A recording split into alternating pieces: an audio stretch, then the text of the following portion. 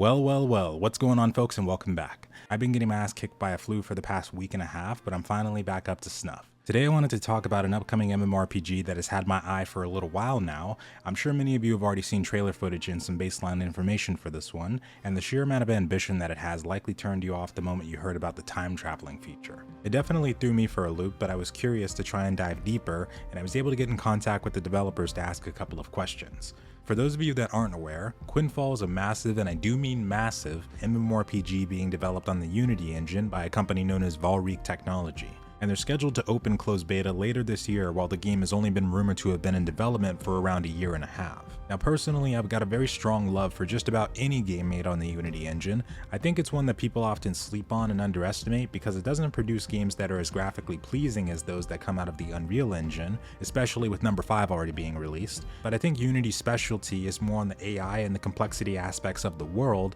and I tend to find more sandbox or long-lasting games being developed with this engine, or at least good ones. So for me, I was already slightly invested when I saw an MMORPG being developed with it. It's another reason why I've got a strong affinity for Pantheon, but I wanted to make sure that I researched as much as possible on this one because everything you read at face value does appear like it could be a potential scam.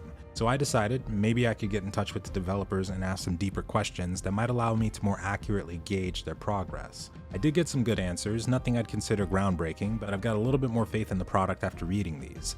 So the first thing I asked about is the taming system. I wanted to know if they could explain even more about the process, if there's going to be a skill associated with it, and if there would be a progression system associated with the animals and gear we can equip them with. Their response was yes, there will be objects or gear we can equip our mounts with and traits we can improve, which sounds a little bit like the mount system from Black Desert Online, where each individual animal can have their own perks and bonuses. There's also going to be equipment that can help us with taming, and a mini game tied into it that we'll have to do to execute it. My second question had to do with the world and map's creation. Quinfall is boasting to be over 2,016 kilometers squared in size, which is extremely massive. My exact questioning revolved around how much of a part procedural generation played in the world building, or if the majority of it was built with tools based out of Unity. In the world of Quinfall, the first tier of map creation is procedurally generated with their own development systems. They stated that this process was completed in a short amount of time, but then a large number of level designs were applied on top of the world. It was at this stage that the most time-consuming and detailed world building took place. This is where they made the location of cities on the map, the strategic placement of creature zones relative to those cities, and hundreds of caves and dungeons were added after extensive work with their level design team. The forests, rivers, and huge rocky areas were also included in this team's work, so most if not all aspects of level design were manually touched by someone at one point or another. Now, one of the most important things I think can make or break an MMO is the gear system. I wanted to know if Quinfall planned to follow a more vertical system of progression similar to some of the more traditional modern MMOs, or if we would be seeing horizontal. I also wanted to know for the gear system if they had any plans for gear enhancement, as this would sometimes be associated with MMORPGs that have heavy grind or predatory monetization practices, to which they answered both by saying that in Quinfall, there will be sets of gear with various bonuses and features. We can combine them together for the full set bonus and employ different items at endgame to complement our desired playstyle strategy. For gear enhancement, they're against the destruction of items as a result of failure. This is something they confirm will not be a thing, but some equipment may have a development process that can get you more bonuses than others. My next question focused more on the NPC interaction. While we're watching the gameplay showcase, we notice NPCs wandering around throughout the cities that can be interacted with. I wanted to know if we'll be encountering a deep interaction system with them and if we'll be able to discover secret quest lines or extra bits of lore/dialogue through talking to them. To which they confirmed that in Quinfall, we will be able to get special dialogue and various information about the unexplored story from them, but that we should keep in mind that our choices in the game world can have different consequences alongside rewards.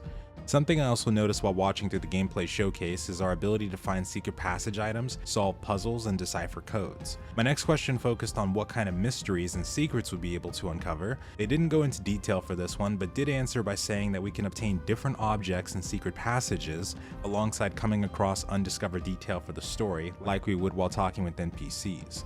My seventh question had to do with the network backend that Quinfall uses. It didn't give an exact name for it, but stated that the network backend software used in Quinfall's world has been meticulously written by themselves. Because of this, there will be very high player limits on a single mega server. I'm assuming they'll have at least one per region, but I forgot to ask which ones they were already planning to support. The player count expectations they'll be able to support may change slightly as a result of the upcoming testing phases, but there won't be any loading screens in the game, and communication will be possible even if you're on the other side of the map from the person you're talking to. However, there will be a channel system in the game, and instead of having a baseline toggle system for PvP, the channels themselves will be labeled between player versus environment and player versus player. So in addition to PvP dynamic events they confirmed during this and other PvP related systems, if you want to stay out of the open world PvP system entirely, you can stay on the PvE based channels. My next question asked about obtaining more insight into the guild system and how it might work. Will it be possible to control territories or have a guild taxation system members can feed into? What about guild banks, player size limit of guilds, and would we be able to declare war on other guilds depending on the circumstances?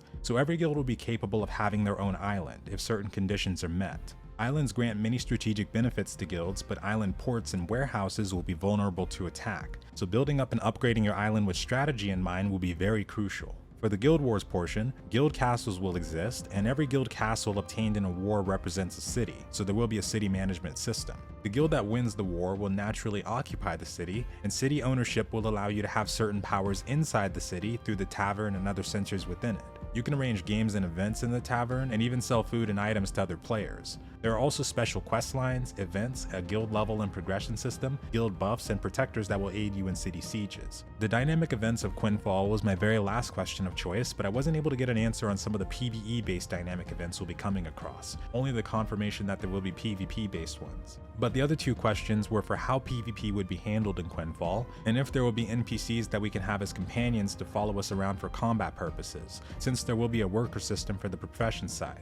For PvP and PvE, there won't be a possibility for losing gear when you die. And like we mentioned before, there will be PvP based events and systems like for guilds, but there will also be different channels to separate those that prefer a PvP based experience and others for PvE.